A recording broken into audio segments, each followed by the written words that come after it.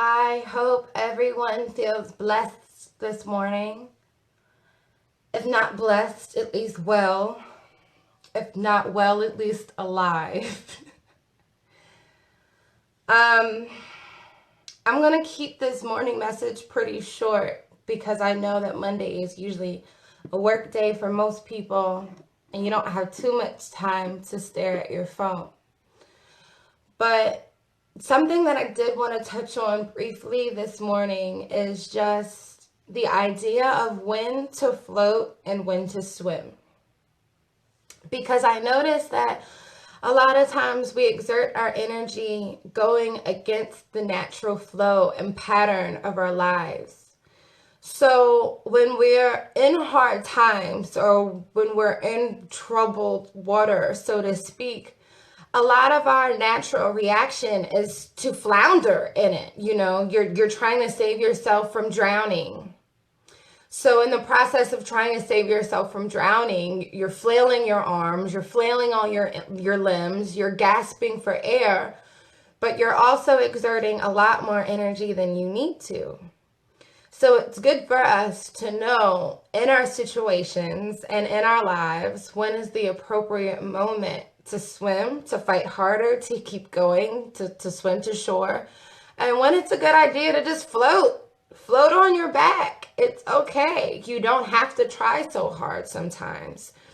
I know that it's hard to say that because we want things to go our way. We want things to go our way within our own timeline. We want things to happen the way that we project them to. We want them to happen the way that we imagine them to.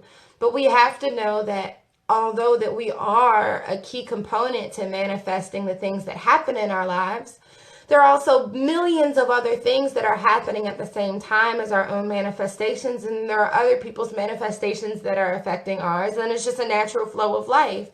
So everything isn't going to always go perfectly the way that we think they should go, but things are always perfectly going the way that they should be. Because if we can remove our expectations from a situation, especially our situation, which is the hardest thing to do, is to remove our own expectations for ourselves. But when we can remove the expectation and realize that there are certain things that will happen within the spectrum and the scope of our lives that are meant to happen, no matter how badly we did not want to go through them, there are things and there are building blocks that are constantly pushing us forward and propelling us on the path that we're supposed to be on. The problem happens when we don't accept where we are. A lot of people have an issue accepting where they are in their lives, which is okay to a certain extent because, of course, you always want to be motivated to want more. You always want better for your life. And I'm not saying that's a problem, but the problem is when we force things to happen. If we feel and sense that we're in troubled water and we're in a heavy river with a lot of current and we're going against the current because we want something so badly, we have to realize that those motions, when we don't float, when life gives us signs of floating, then we actually make things harder for ourselves. We create little roadblocks for ourselves, actually. In the end, sometimes when we don't pay attention to do nothing and to wait and to be patient, when we ignore those things and we go against that grain and we start acting outside of our path to force things to happen, we actually prolong our journey because now life has to catch up with your actions to get you back to a state of equilibrium. And sometimes equilibrium doesn't always feel so balanced. And that's another thing that we have to realize. Balance doesn't always necessarily feel like, oh my gosh, life is going so great for me right now. That's not always balance. Balance sometimes is some kicks in the ass and being okay with the kicks in the ass. That's kind of a balance. Because we need to, gain the strength, the endurance, and the learning lesson. The worst thing that you can do for yourself is ignore the endurance, the opportunity for strength, and the opportunity for a learning lesson in your hard time. And instead of realizing that there is a learning lesson and a building exercise being sent to you in sometimes an unfavorable or unpleasant situation, some people dwell on that unfavorable and unpleasant situation and they make things much harder for themselves.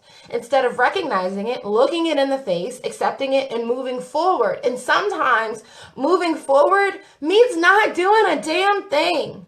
Because sometimes you dig yourself much deeper into holes you were never supposed to be in. You have to be patient. Look at your situation. Everybody's situation is different. Some people might be in a situation right now that says swim, exert that energy. You're almost there. Go harder.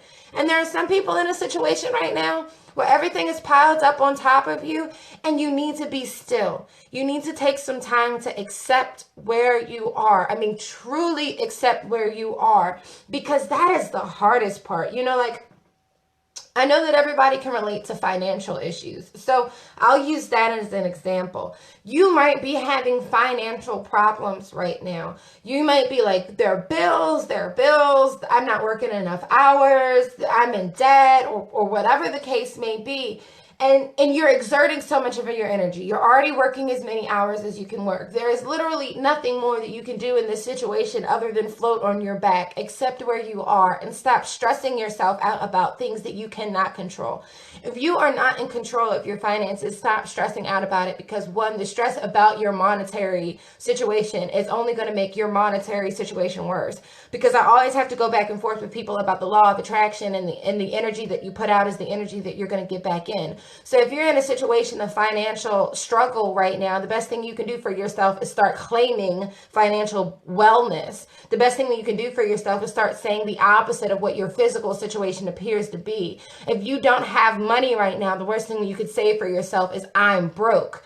That's actually going to perpetuate the cycle, and the universe is going to continuously give things back to you that reflect you being broke. You're not going to get unbroke continuously saying that you're broke. No matter how true that may feel at this point in time, that's not something that you need to claim. You know, elders always used to say, in especially biblical sense, life and death comes from the power of the tongue. And I take nothing from that, because that is very true. It's no different than what magic and spells are. It's the intention that you put behind your words, that energy that you put behind your words. And depending on the energy that you put behind your words is the energy and the strength that you're going to get back. So if you're in situations that aren't the best situations for you right now, the worst thing you can do in that time is to wallow in yourself, to wallow in self-pity. You're doing yourself the worst disfavor you could ever do. And to be quite honest, you are prolonging your own situation.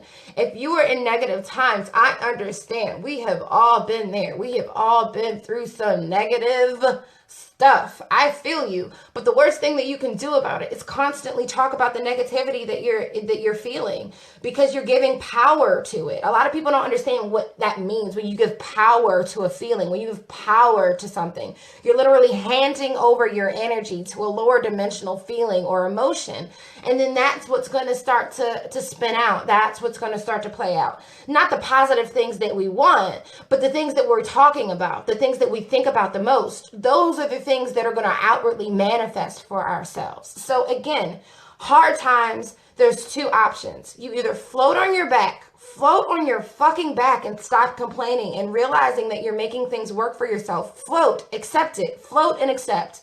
Float and accept, and wait for the current to change. Wait for the tide to change. And other people that are in situations where you're almost close to the shore, you better keep swimming. The shit is hard. I feel you. But there is literally a few more laps left to go. So you could either prematurely start floating and still mess yourself up, or you could swim a little bit hard. But that goes back to the idea of intuition and feeling self and spending the most time with yourself and your own thoughts as you can. Because the greater you know yourself, the easier it is for you to determine whether or not you're supposed to be swimming or floating. If you don't know how to interpret your own feelings, you're not going to know when to float or swim. So really, the first foundational step is getting to know yourself. Know yourself. And a part of knowing yourself is separating yourself from the ideas of other people. I spend a lot of time in isolation. I spent a lot of time in isolation. And that time in isolation was not just simply because I'm afraid of human beings and I'm antisocial. No, that time spent in isolation is simply because you need to get closest to your own thoughts. You have to detox. I am a completely against media and television and music altogether, but if you listen to TV and movies and things or whatever, but detox, you have to detox from media. You have to detox from media because these are things that are not you to think for yourself. These are things that are causing you to think outside of your own high intentions. You're having other thoughts. So be in tune with yourself as you possibly can be. And being to yourself is things that keep you being in tune with yourself. Now my video is spamming and it's freezing because I told you guys to not watch TV. Great. The idea is get closer to you. The closer you are, the closer you are to you, the closer you are to your thoughts. The closer you are to your thoughts, the easier it is for you to determine what you're supposed to do in your own life. So do what you're supposed to do with your life by getting closer to yourself. When you get closer to yourself, you can actually determine your own feelings. You can determine how you feel. You know the right path. You can see clearly. You can feel it. You can go for it in your heart. And a lot of people are so disconnected to their own thoughts and their heart and their own intentions and their own feelings, so busy living for other people, so busy being influenced by others, so busy being influenced by that you forget what you are like. You forget who you are. You forget about yourself. It's so easy to be distracted. It's so easy to not follow your path. It's so easy to go off of what somebody else says. It's so easy for somebody else to knock you off your own game because you're far detached from what you are doing, what you're supposed to be doing, what you're supposed to be feeling. So get to know your thoughts. Get to know your feelings, and the emphasis on your thoughts and your feelings. Get to know those, because at the end of the day, we have a lot of thoughts and feelings that are not our own. Take some time to write a list about the things that you believe in, and you do a web chart or a connect the dots or whatever you need to do.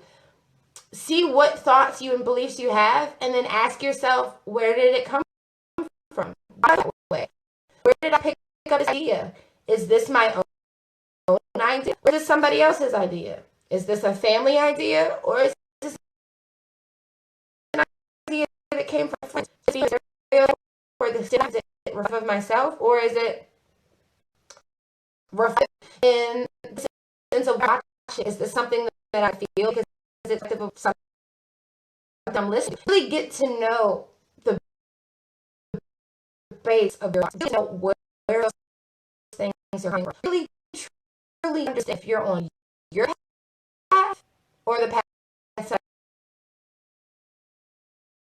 else set for you. So I'm going to be the moral of the story is get yourself.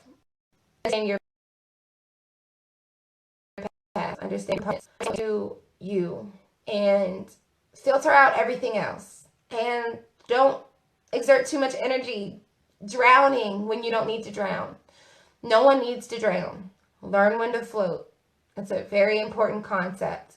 No one should be drowning in their own pain. No one should be drowning in their own situation. No one should be drowning at all in their lives if you learn when to float. So please learn when to float. Thank you for bearing with me. Thank you, Facebook, for scrambling my videos like you usually do. I love and appreciate you still. Have a blessed day. Be well. Be well to somebody else. Understand that your words do affect your life, and your words and your thoughts affect those around you. So if you want to see change in your life, be that.